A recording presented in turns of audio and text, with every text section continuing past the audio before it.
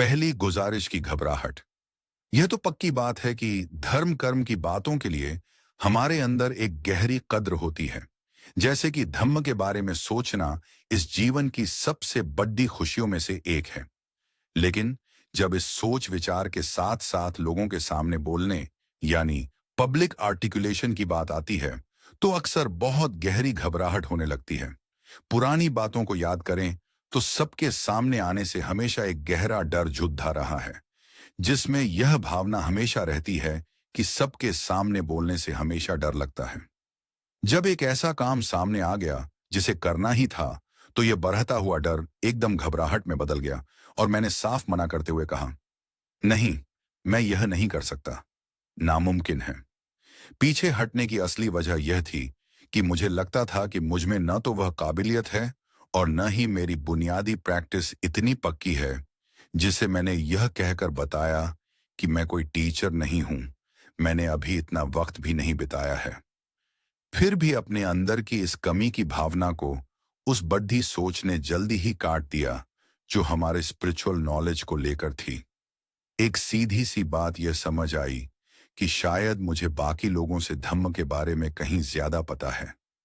आखिर में उस पल का दबाव थोड़ा कम हो गया और मुझे उस डरावनी उम्मीद से कुछ पल के लिए बचने का मौका मिल गया। नॉर्थ ईस्ट थाईलैंड में एक अचानक हुई बातचीत। शुरुआत में बचने के कुछ ही समय बाद एक ऐसा मौका एकदम अचानक से आ गया, जहां मुझे स्पॉन्टेनियस होकर लोगों के सामने आना पड़ था। पहले के डरों के बावजूद यह डरावना हो सकने वाला तजुर्बा वहां के माहौल की वजह से काफी हल्का हो गया, क्योंकि वहां सुनने वाले लोग बहुत ही दरियादिल इंसान थे। इस प्यारे और माफ कर देने वाले माहौल ने मुझे मुख्य बातों को बहुत ही सीधे और आसान तरीके से रखने का मौका दिया, जहां मैंने बहुत ही आम और समझ आने वाली बातें कहीं। जैसे, बौद्ध धर्म एक बहुत अच्छा धर्म है, मुझे यह पसंद है। किसी बहुत भारी दिमागी जांच पडडर्डी एचताल का सामना करने के बजाय मुझे बहुत ज्यादा वैलिडेशन मिला, और वहां बैठे लोगों ने बड्ढे जोश के साथ कहा कि बोलने वाला थाई भाषा बहुत अच्छी तरह बोल सकता है। ये गहरी हिम्मत मुझे इसलिए मिली क्योंकि वहां का माहौल ही ऐसा था जो बहुत साथ देने वाला था, और वहां कमियां निकालने वाले लोग जो बस गलतियां ढूंढना चाहते हों नहीं थे। आखिर में बिना तैयारी के हुए इस वाक्य ने समाज की एक बड्ढी ट्रेडिशन को पूरा किया और यह याद दिलाया कि चाहे आप तैयार महसूस करें या नहीं, यह बस जूनियर भिक्षुओं के लिए धम्म की बातें साझा करने के रिवाज का एक हिस्सा है। अपनी नाकामी की सोच से बाहर आना। धम्म सिखाने में एक बहुत बड्ढी दिमागी रुकावट इस सोच से आती है कि धम्म पर बात करने से पहले आपको बौद्ध धर्म का कोई बड्ढा ज्ञानी होना चाहिए। ऐसी छोटी सोच हमें खुद ब खुद इस नतीजे पर ले जाती है कि मैं यह करने के लायक नहीं हूं, मुझे इतना कुछ नहीं पता, जो असल में धम्म पर बात करने की आपकी अपनी नाकामी का एहसास पैदा करता है। इस छोटी सोच से अलग असली और बुनियादी सीख सीधे तौर पर चीजें जैसी हैं उसी पर टिकी होती हैं। अभ्यास करने वालों को लगातार यह सलाह दी जाती है कि चीजें जैसी हैं उन पर गौर करने की यह खूबी अपने अंदर लाएं। यह रिफ्लेक्शन असलियत की गहराई में झांकने का रास्ता खोलता है। ये सवाल उठाते हुए कि क्या चीजें अभी जैसी हैं वैसी ही सबके लिए हैं, चाहे हम एनलाइटेंड अवस्था निब्बान के बारे में सोच रहे हों या फिर चीजें जैसी हम अभी इसी पल में महसूस करते हैं उसे मान रहे हों। इसी वजह से इस अभ्यास का सबसे बड़ा उसूल इसी पल में अवेयरनेस पर जोर देना है। अंदर उठने वाले विरोध और डर, जैसे कि यह मानना कि मैं कोई ज्ञानी नहीं हूं, मुझे बहुत शर्म आती है, मुझ में काबिलियत नहीं है, मैं यह नहीं करना चाहता, इन सब को सिर्फ ऐसी सोच का रूप माना जाता है जो अपने बारे में बनाई गई धारणा से पैदा होती है। यह समझना बहुत जरूरी है कि यह सेल्फ व्यू बुनियादी तौर पर एक बनावटी हालत की तरह काम करता है, जो तभी सामने आता है जब हम अपने ख्यालों को आज के इस पल पर थोप देते हैं। आज के पल का गवाह बनना, तजुर्बे वाले अभ्यास का निचोड़ यह है कि हम इस बात को पूरी तरह से मान लें कि हम अभी इसी पल में जो महसूस कर रहे हैं वह बस ऐसा ही है। आपके अंदर की हालत कैसी भी हो, चाहे आप आराम में हों या बेचैन, शांत हों या उलझन में, ये बात अभ्यास के लिए आखिर में कोई मायने नहीं रखती। मकसद कभी भी इस बात पर नहीं टिका होता कि सही समय पर आपका मूड सही हो, बल्कि यह पूरी तरह से इस बात पर निर्भर करता है कि आप इस पर गौर कर सकें कि यह बस ऐसा ही है। इसका सबसे मुख्य तरीका यह है कि जब भी इंसान इस पल को जी रहा हो, तो उसे बुद्धू बनना चाहिए, यानी वो जो चीजों को वैसा ही जानता है जैसी वे हैं।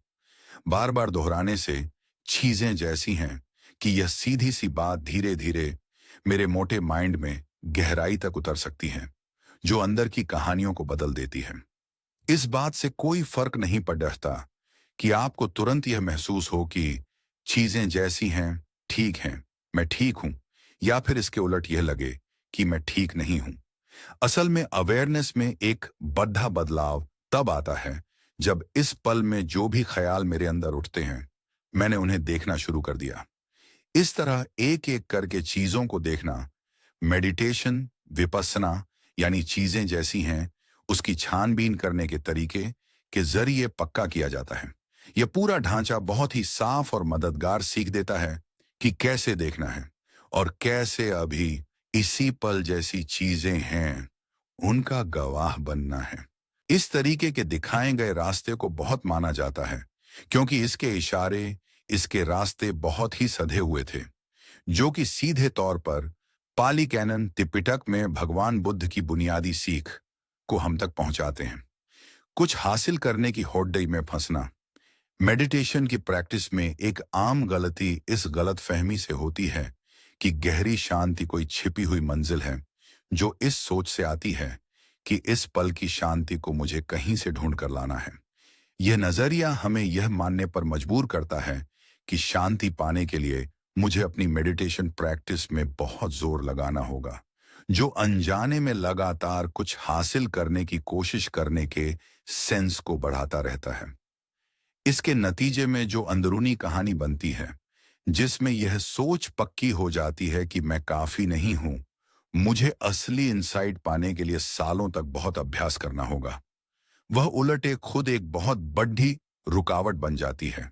यहां तक कि बहुत सधे हुए तरीकों में भी सच्ची तरक्की अक्सर इसलिए रुक जाती है क्योंकि इसमें मेरा अहंकार या मैं बहुत ज्यादा शामिल होता है।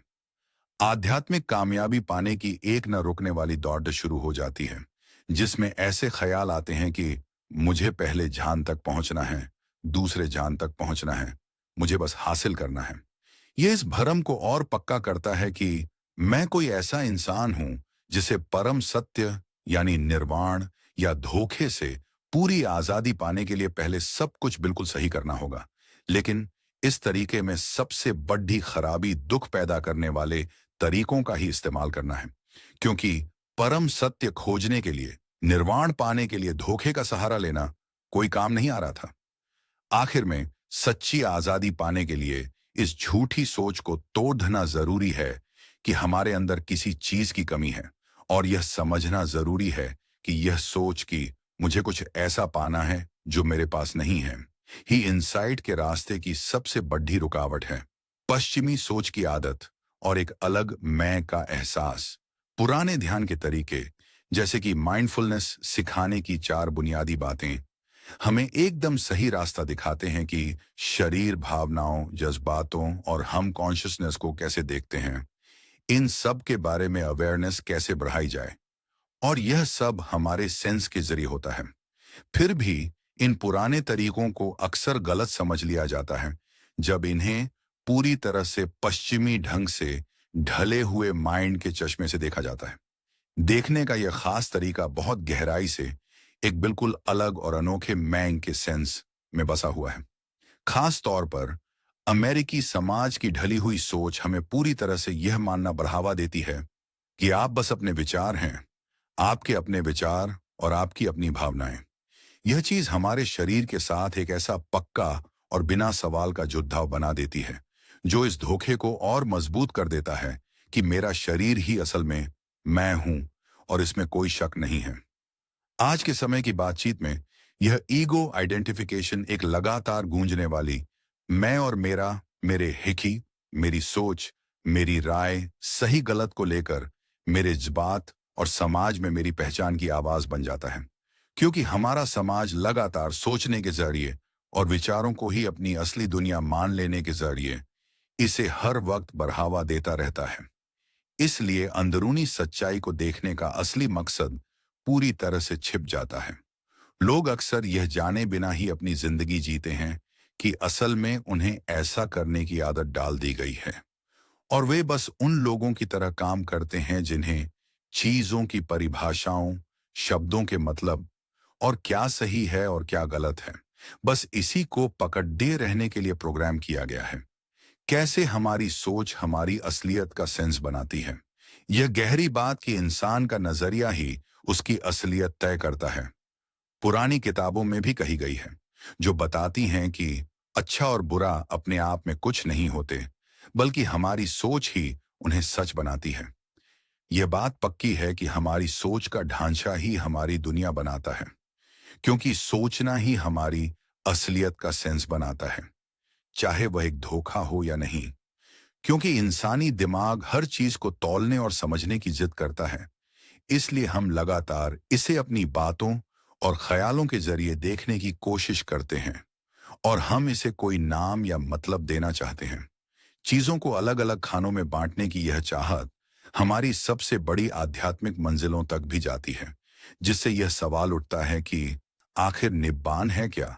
अक्सर इस गहरी अवस्था को बहुत छोटे दायरे में अंग्रेजी में सबसे बड़ी खुशी के रूप में बताया जाता है, लेकिन यह अनुवाद हमें इस बात पर फिर से गहराई से सोचने को मजबूर करता है कि खुशी यानी आम खुशी आखिर है क्या। रोजमर्रा की जिंदगी में खुशी की भावनाएं बहुत गहराई से हमारे अहंकार या मैं से जुड़ी होती हैं, जिससे लोग इसे बहुत अपने ऊपर ले लेते हैं। मैं आज बहुत खुश हूं। इंसानी फितरत बस दो ही चीजों पर चलती है, जहां हम कुदरती तौर पर खुश रहना पसंद करते हैं और हम दुखी होना बिल्कुल पसंद नहीं करते। इसी वजह से परम आजादी को बस दुनियावी प्लेजर का ही एक बड़ा रूप मान लेना, यह सोचकर कि सबसे बड़ी खुशी तो इस पल की खुशी से भी कहीं बेहतर होगी, बुनियादी तौर पर गलत है। क्योंकि यह हमें इसे अपने निजी तजुर्बे के चश्मे से देखने पर मजबूर करता है।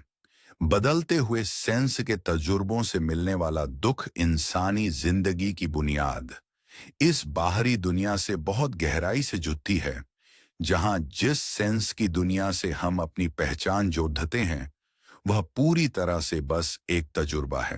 क्योंकि इंसान पूरी तरह से सेंस के जरिए ही जिंदगी को महसूस करते हैं, इसलिए किसी भी चीज का हमेशा एक जैसा रहना नामुमकिन है, बल्कि हमारा तजुर्बा बदल सकता है। असल में यह हमेशा बदल रहा है, और यह बदलाव हमेशा अच्छे के लिए नहीं होता। बाहर के बदलते हुए माहौल को देखने से हमारा सामना इस बात से होता है कि चीजें जिस न खत्म होने वाले तरीके से बदल रही हैं, वही हमें दुख देती हैं।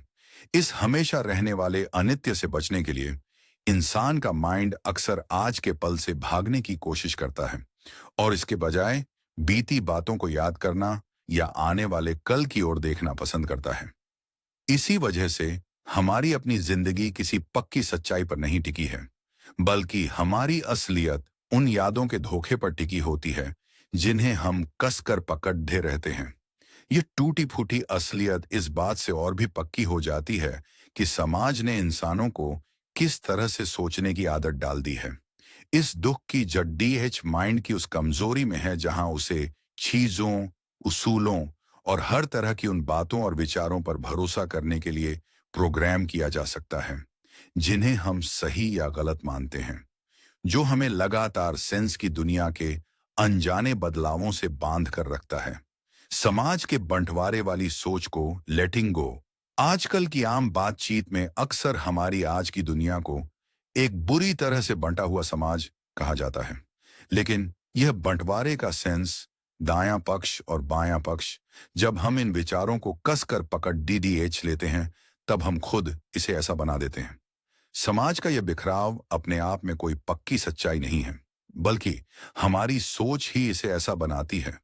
यह जो सब तरफ मान्यता फैली है कि अमेरिका एक बंटा हुआ समाज है, यह एक ऐसा ख्याल है जो इंटरनेट और मीडिया के जरिए हम तक पहुंचता है और हम इसे सच मान लेते हैं, या फिर इसके उलट हम तुरंत इसे नकार देते हैं।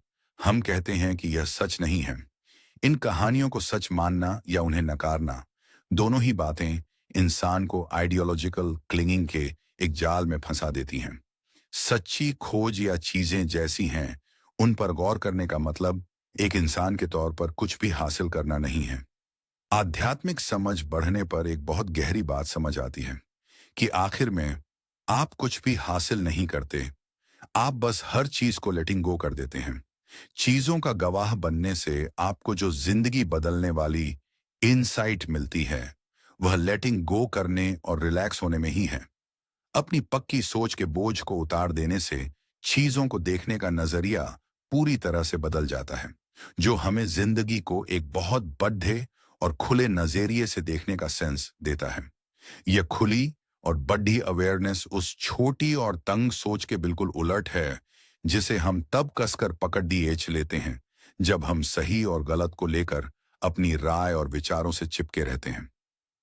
मैं ही लेटिंग गो कर रहा हूं, इस बात का धोखा। आध्यात्मिक रास्ते की शुरुआत में अक्सर ऐसा होता है, जहां हम सोचना बंद करने की कोशिश करते हैं, जिसकी जड़ें उस शुरुआती समझ में होती हैं जो कहती है कि हमें सोचना बंद करना होगा। हालांकि यह सोच अपनाना कि मुझे हर चीज को, अपने ख्यालों को, अपने नजरिए को, अपनी राय को और अपने विश्वासों को लेटिंग गो करना है, शुरू में तो मददगार लगती है, लेकिन आखिर में यह एक जगह जाकर फेल हो जाती है।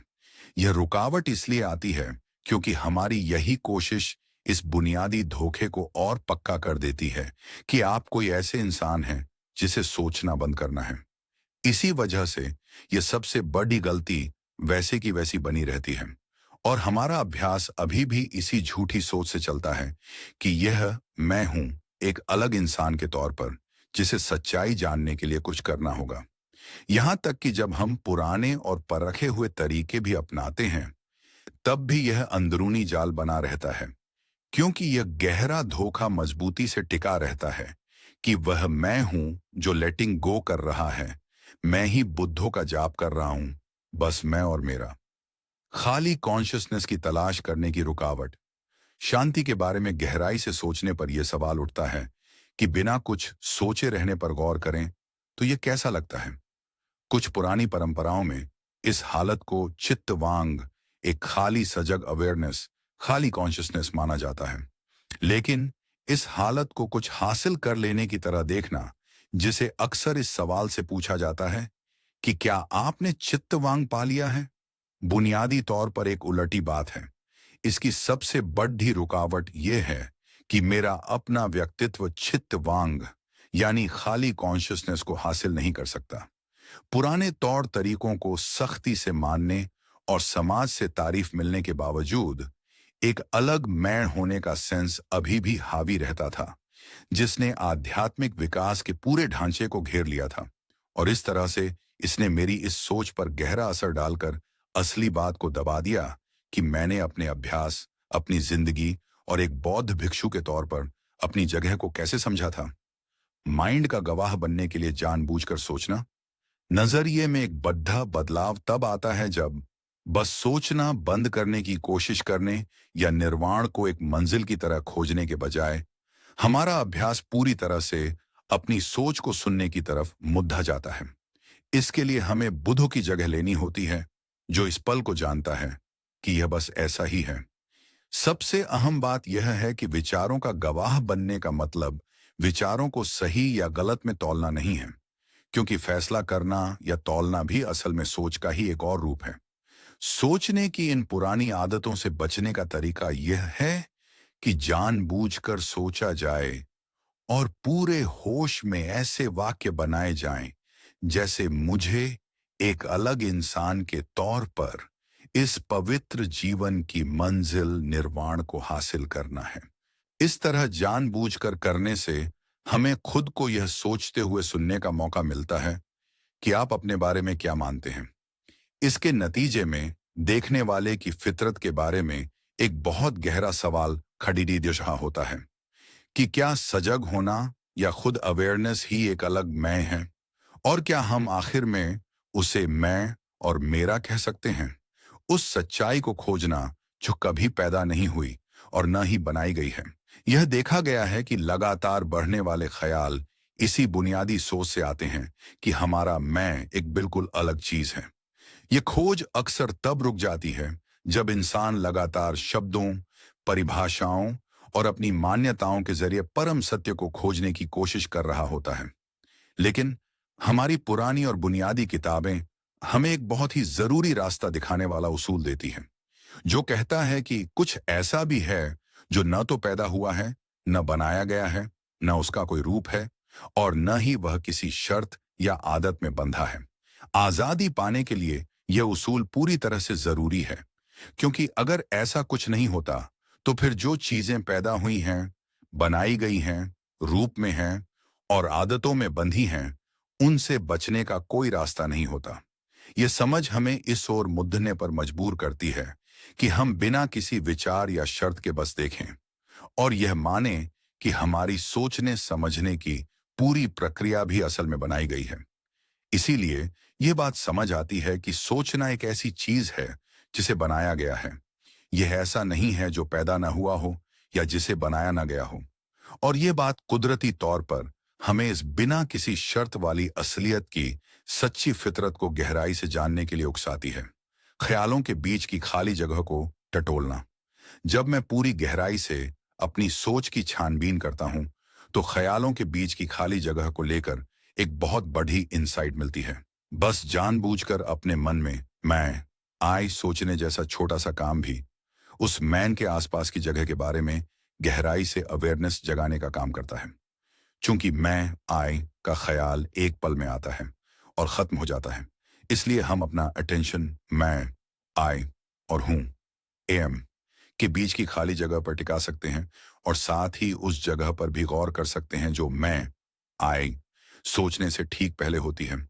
इससे हमारा ध्यान पुरानी आदतों और प्रोग्रामिंग से हटकर उस खालीपन की तरफ चला जाता है जो हर संखार की बुनियाद है।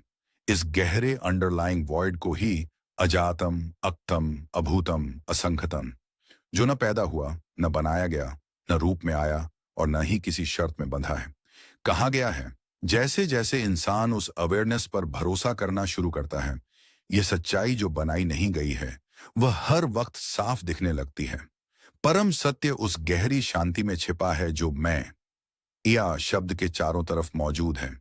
एक ऐसी खामोशी जिसे हम देख नहीं पाते, क्योंकि इंसानी माइंड की आदत है कि वह शांति को दूसरे ख्यालों से भर देता है।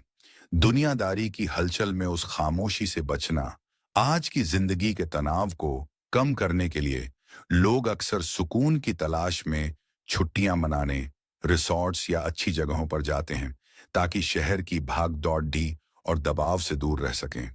लेकिन मजे की बात यह है कि हम असली आराम से फिर भी बचते ही रहते हैं, क्योंकि हमें अपने साथ अपने कंप्यूटर, आईफोन और ऐसी ही तमाम चीजें ले जानी पड़ती हैं।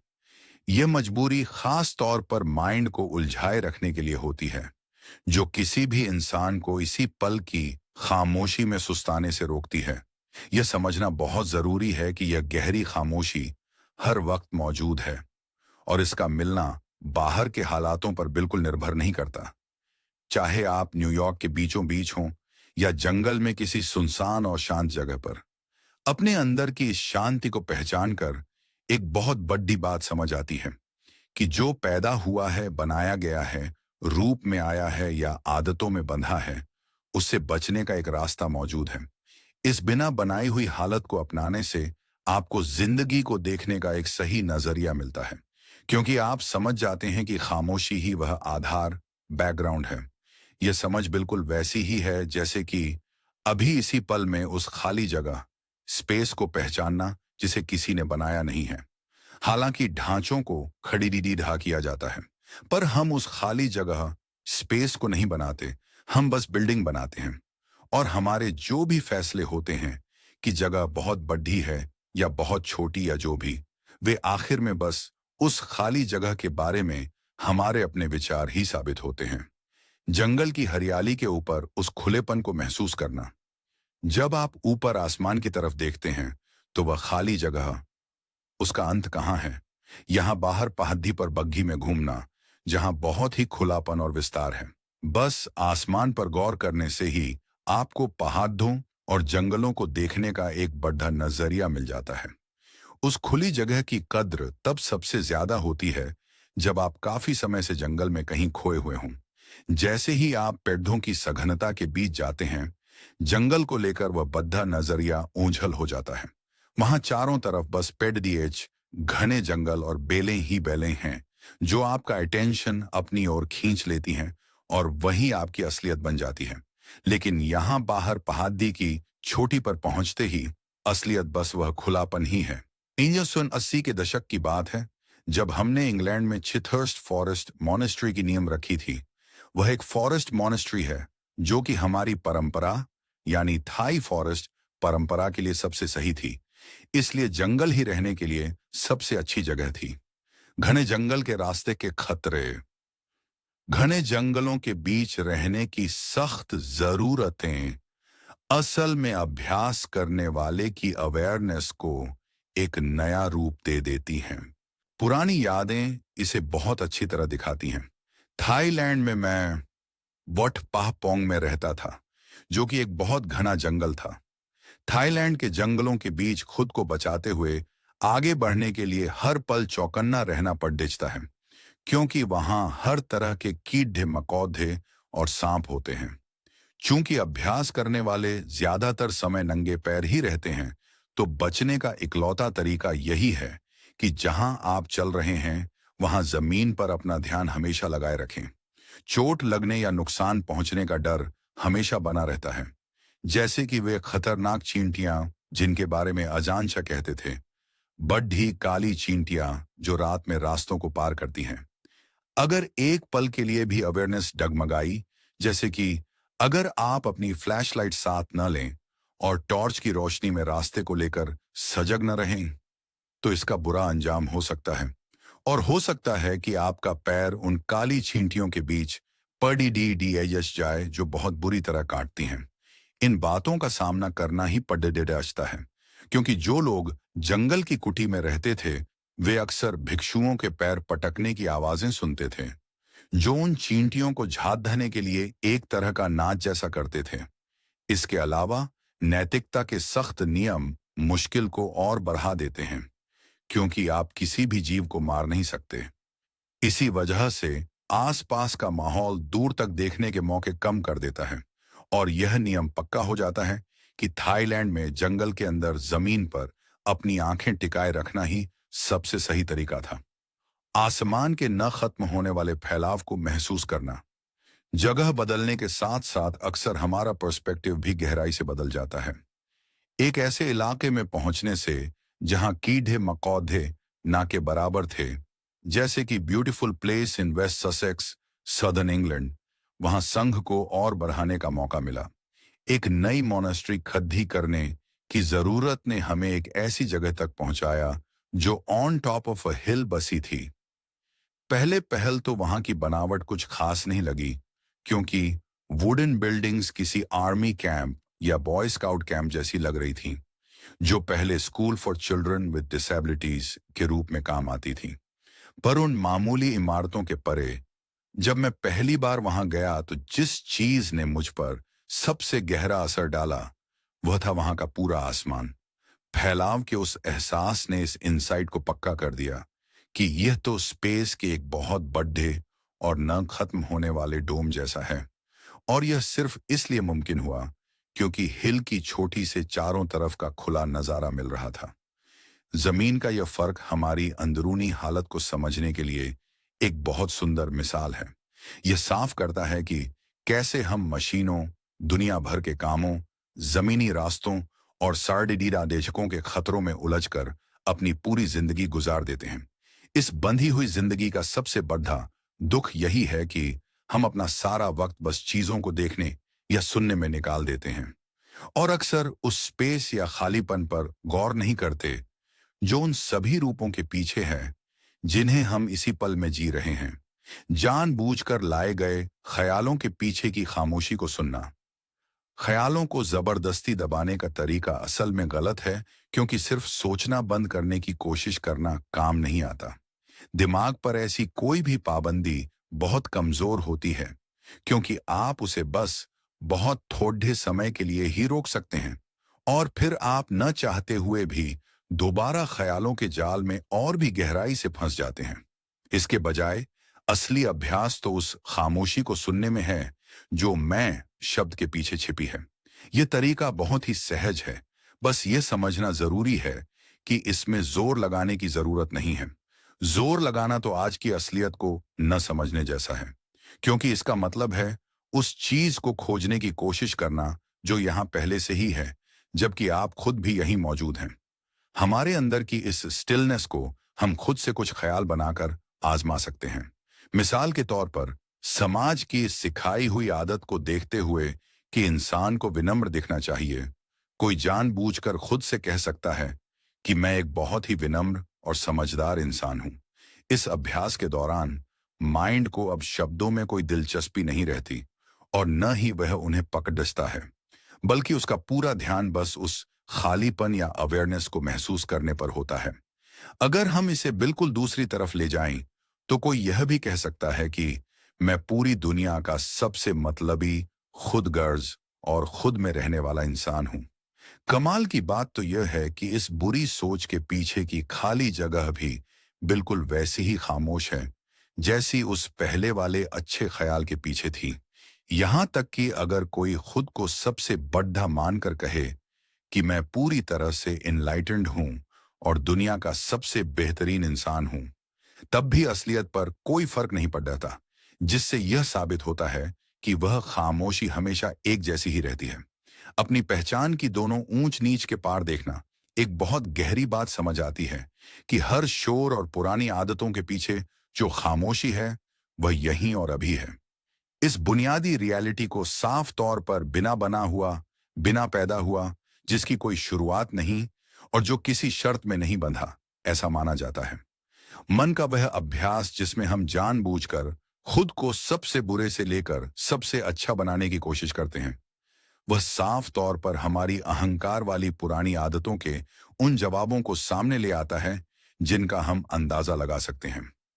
अपने बारे में हमारी आम सोच कुदरती तौर पर एक ऐसी बीच वाली और सुरक्षित कहानी की तरफ झुक जाती है, जहां हम अपना बचाव करते हुए कहते हैं कि मुझ में कमियां हैं, मुझे पता है, मैं कोई बिल्कुल परफेक्ट नहीं हूं।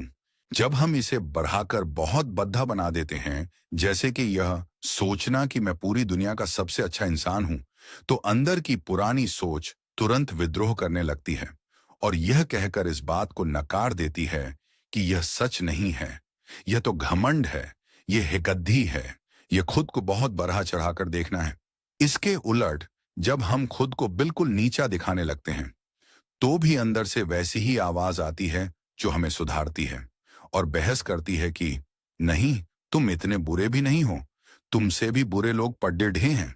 आखिर में अहंकार हमेशा एक औसत दर्जे की बीच वाली बात में ही सुकून ढूंढता है और इस यकीन को बढ़ावा देता है कि मैं तो बस एक आम, सीधा साधा और समझदार इंसान हूं। सजगता की कभी न खत्म होने वाली फितरत पर भरोसा करना। जब हम अपनी पहचान को गहराई से टटोलते हैं, तो यह समझ आता है कि हम खुद को जो भी मानते हैं, चाहे सबसे अच्छा, सबसे बुरा या इनके बीच का कुछ भी, वह सब बस एक खास ढंग से ढली हुई बातें हैं।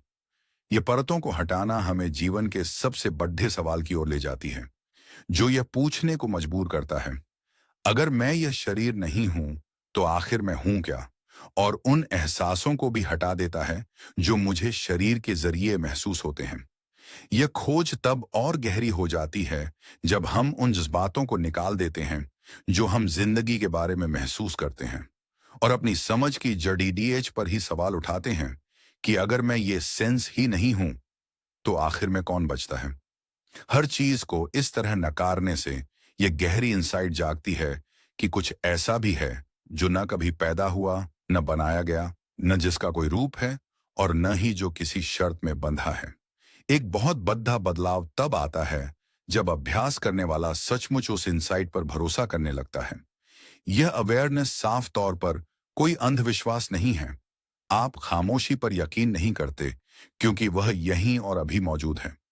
यह हमेशा यहीं और इसी पल में साफ दिखती है, समय से परे। यह कभी ना खत्म होने वाला गुण बताता है कि संदिग्ध को धम्म समय से परे है, जो यह पक्का करता है कि सच्ची कॉन्शियस अवेयरनेस बुनियादी तौर पर ख्यालों, विचारों, सीख या पुरानी आदतों के जरिए पैदा नहीं की जा सकती। घास काटने वाली मशीन के शोर के पीछे खामोशी को खोजना। असली हकीकत की बुनियाद बस यही है कि वह न तो पैदा हुई है, न बनाई गई है, न उसका कोई रूप है, और न ही वह किसी शर्त में बंधी है। इसकी इसी फितरत की वजह से हम इंसान कॉन्शियस अवेयरनेस को खुद पैदा नहीं करते। अक्सर अभ्यास करने वाले खुद को इस गलत फहमी में डाल लेते हैं कि वे कुछ बहुत अच्छा कर रहे हैं, क्योंकि वे उन थोड़े समय के पलों पर बहुत ज्यादा भरोसा करने लगते हैं जहां वे बहुत संतुष्ट और रिलैक्स या बिल्कुल शांत महसूस करते हैं।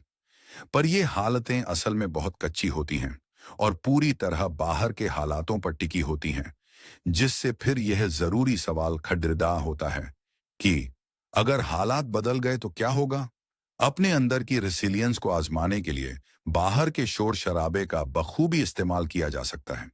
मिसाल के तौर पर आश्रम के रखरखाव के लिए अक्सर आम लोगों को घास काटनी पड़ डालती है, और इसके लिए वे बहुत बढ़िया मशीनों, लॉन मोवर्स का इस्तेमाल करते हैं जो बहुत शोर करती हैं। उस शोर से चिढ़ने के बजाय आप उस शोर का ही फायदा उठा सकते हैं और जानबूझकर उस मशीन के शोर का सहारा लेकर उसके पीछे की खामोशी को सुन सकते हैं। इसके लिए बस होश में रहकर एक बड़ा बदलाव लाने की जरूरत है, जहां आप बस देखने का रास्ता चुनें बजाय इसके कि उस चिढ़ाने वाली आवाज पर रिएक्ट करें। आखिर में यह पक्का अभ्यास यह साबित कर देता है कि यह पूरी तरह मुमकिन है कि आप पूरी तरह से उस मशीन के शोर के पीछे छिपी खामोशी को लेकर अवेयर रहें। झरने के शोर के पीछे छिपी खामोशी को पहचानना। कुदरती माहौल भी हमारी सुनने की ऑडिटरी अवेयरनेस को आजमाने के बहुत गहरे मौके देते हैं, जैसे कि चियांग माई के बाहर पहाड़ों में बने एक रिसोर्ट में। वहां की बनावट कुछ ऐसी थी कि वह जगह एक बहुत बड़े झरने और शोर मचाती हुई एक नदी के बिल्कुल पास थी, जिसने अभ्यास के लिए एक अनोखा मौका दिया। चूंकि बनाने वालों ने धम्म हॉल को नदी के बिल्कुल ऊपर बनाया था, तो वहां होने का एहसास कुछ ऐसा था कि आप पूरी तरह से उस झरने और नदी के शोर से घिरे हुए थे। हालांकि वह आवाज बार बार एक जैसी ही गूंजती थी, फिर भी वह चिढ़ाने वाली नहीं थी। पानी की यह लगातार आवाज यह देखने का सबसे अच्छा जरिया बनी कि क्या खामोशी की आवाज, खामोशी का वह खालीपन, पानी के इस लगातार बहाव के बीच भी पूरी तरह पहचाना जा सकता है। लगातार ध्यान से सुनने से नजरिया बिल्कुल ही बदल गया, जिससे अभ्यास करने वाला पानी के शोर के मुकाबले कुदरती तौर पर उस खामोशी पर ज्यादा गौर कर सका। अंदरूनी खामोशी के जरिए जिंदगी की मुश्किलों को अपनाना। जब हम लगातार शोर के साथ, कान फोड़ने वाली आवाजों और मशीनों के शोर के साथ खुद को आजमाते हैं, तो हमारी उस बेकार की आदत में एक बड़ा बदलाव आता है, जहां हम जिंदगी और हालातों को काबू में करने की कोशिश करते हैं ताकि मुझे चिढ़ ना हो। इसके बजाय हमारा अभ्यास एक ऐसे अनुशासन में बदल जाता है जहां इंसान चिड़चिड़ाहट और परेशानी को खुद को परखने के एक तरीके की तरह लेना सीख जाता है, अपनी अंदरूनी मजबूती को। असली मकसद तो यही है कि हम बिना किसी शर्त के अपने आस-पास के उस शोर के पीछे छिपी खामोशी को लेकर अवेयर रहें। यह तरीका खुद को परखने और चुनौती देने का एक पक्का रास्ता बन जाता है।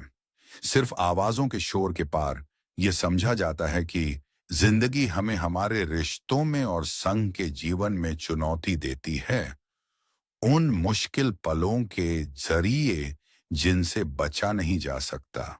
असली रूहानी समझ तो उस गहरी खामोशी को ढूंढने में है, जो उस शक और उस परेशानी के पीछे है जिसे आपको सुलझाना है।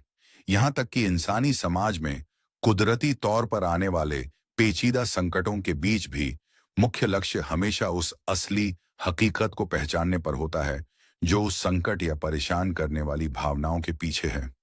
आखिर में कभी न बदलने वाली यह सच्चाई हमेशा उस समय से परे वाली शोर के पीछे की खामोशी के रूप में ही पहचानी जाती है। शुद्ध अवेयरनेस के जरिए इंसानी हालात को स्वीकारना, दुख के अंत तक पहुंचना पूरी तरह से इस बात पर टिका है कि हम किसी रटी रटाई बात को पकड़ने के बजाय सचमुच अवेयरनेस पर भरोसा करना सीखें। इस बात पर जोर दिया गया है कि यह बदलाव यकीन न करने से जुदा है, क्योंकि आप अवेयरनेस के किसी ख्याल पर बस यूं ही यकीन नहीं कर सकते। इसके बजाय सारा ध्यान सीधे अपने तजुर्बे पर होना चाहिए और खुद से यह पूछते रहना चाहिए कि अभी और इसी पल में क्या हो रहा है। सच्ची इंसाइट यह बताती है कि जो न पैदा हुआ, न बनाया गया, न जिसका कोई रूप है और न ही जो किसी शर्त में बंधा है, वही असली हकीकत है। इसके नतीजे में यह पता चलता है कि जिसे आप पहले हकीकत समझते थे, वह हकीकत नहीं है, बल्कि वह तो बस चीजों का एक ऐसा बदलाव है जो कभी नहीं रुकता और जिस पर हमारा कोई बस नहीं चलता। अपनी पूरी जिंदगी बस एक सही जगह या एक सही रिश्ते को ढूंढने में लगा देना, आखिर में एक इंसान के तौर पर अपनी जिंदगी बर्बाद करने जैसा है। इंसान होने का सबसे बड़ा तोहफा यही है कि हम इस पर गौर कर सकते हैं और बिना किसी पक्षपात के यह मान सकते हैं कि इंसान होना बस ऐसा ही है, एक मर्द होना ऐसा ही है, या एक औरत का शरीर होना बस ऐसा ही है। इस तरह गौर करने का मतलब यह नहीं है कि कौन सा बेहतर है या कौन सा बुरा, बल्कि यह समझना है कि आपकी असली पहचान उन हालात में नहीं है जिन्हें आप पकड़ डीएच लेते हैं या जिनमें यकीन करने लगते हैं। आखिर में सच्ची आजादी तब मिलती है जब यह समझ आ जाता है कि अवेयरनेस ही आप हैं, वह जो न पैदा हुआ, न बनाया गया, न जिसका कोई रूप है और न ही जो किसी शर्त में बंधा है। निरोध और दुनियावी हालातों से मोह न रखना चार आर्य सत्यों की बुनियादी सीख में समझ और तजुर्बे के इस बद्धे बदलाव को निरोध कहा जाता है। यह पक्की बात है कि पाली शब्द निरोध का मतलब है किसी चीज का खत्म होना, और खास तौर पर इसका नतीजा होता है दुख का अंत। दुख की वजहों को लेटिंग गो करने से नतीजा निरोध होता है। हालांकि अभ्यास करने वाले के पास यकीनन अभी भी एक इंसानी शरीर होगा और उम्र भर की ढली हुई सोच भी रहेगी, पर उसका अंदरूनी रिश्ता उसे पकड़ डिडियंज कर बैठने और जिंदगी को एक बहुत ही निजी तजुर्बे की तरह जीने के बजाय जुद्ध हाव न रखने में बदल जाता है। सच्ची आजादी तब आती है जब कोई इंसान साफ तौर पर उस बेमतलब की बात को और उस दुख को देखने लगता है जो आप हालातों और चीजों से चिपक कर पैदा करते हैं। यह बहुत ही जरूरी है कि आप इसे खुद अपने लिए महसूस करें, बजाय इसके कि बस इसलिए मान लें क्योंकि भगवान बुद्ध ने ऐसा कहा है। जैसा कि कालम सुत्त जैसे ग्रंथों में बताया गया है, इस रूहानी सफर का असली मकसद यकीन करना नहीं, बल्कि अवेयरनेस पर भरोसा करना था, जहां सिर्फ किताबी बातों को सही मान लेने के बजाय खुद के तजुर्बे से हकीकत को समझने पर बहुत ज्यादा जोर दिया गया है। साइंस और साइकोलॉजी की हदें यह अक्सर देखा जाता है कि धम्म असल में एक ऐसी सीख है जो समय से परे है और पक्के तौर पर वैसा कोई पुराना एशियाई धर्म नहीं है जैसा बहुत से लोग समझते हैं। भले ही कई बार इस अभ्यास की यह कहकर बुराई की जाती है कि बौद्ध बनना तो भारत के एक बहुत पुराने और दकियानूसी धर्म को अपनाना है, पर यह परंपरा मन को समझने के बहुत गहरे रास्ते दिखाती है। आज का समाज भले ही बड़े गर्व से कहता है कि हमारे पास अब आधुनिक साइंस और साइकोलॉजी है जो कहीं ज्यादा आगे की चीज है, पर इसकी एक बहुत बड़ी रुकावट यह है कि साइंस और साइकोलॉजी पूरी तरह से कंडीशन रेल्म के बारे में है, जो पैदा हुआ, जो बनाया गया, जिसका कोई रूप है और जो किसी आदत या शर्त में बंधा है। आज के ये तरीके कंडीशनिंग से निपटने के लिए आपको कोई ऐसा इंसान बना देते हैं जिसे बस कुछ न कुछ करते रहना है, जहां हमेशा बस यही कोशिश रहती है कि अपनी आदतों को बदला जाए, अपनी कंडीशनिंग को सुधारा जाए या खुद को बेहतर बनाया जाए। अहंकार से भरी यह न रुकने वाली दौड़ डीएच कि दुनिया को बेहतर बनाना है या फिर इसके बिल्कुल उलट परवाह न करना और दूसरों की कीमत पर बस अपनी ही भावनाओं में खोए रहना, आखिर में आपसी टकराव ही पैदा करती है। इस तरह इंसान हमेशा ऐसे झगड़ों में फंसा रहेगा जिन्हें कोई नहीं चाहता, पर जो कंडीशन्ड रेल्म में होने ही होने हैं। इस सीमित दायरे के अंदर जिंदगी का पूरा ढांचा बस बहुत ही छोटा होकर रह जाता है, जहां सब कुछ बस सही और गलत, अच्छे और बुरे, सच और झूठ के बारे में होता है, जो कि पुराने मेटेरियलिस्टिक पैराडाइम्स की तंग सीमाओं को साफ तौर पर दिखाता है। क्या आप चाहेंगे कि हम इस बात पर और गहराई से चर्चा करें कि कैसे जागरूकता हमें इन सही गलत के द्वंद्वों से ऊपर उठने में मदद करती है? दो तरफा सोच से ऊपर उठकर सच्ची छानबीन करना।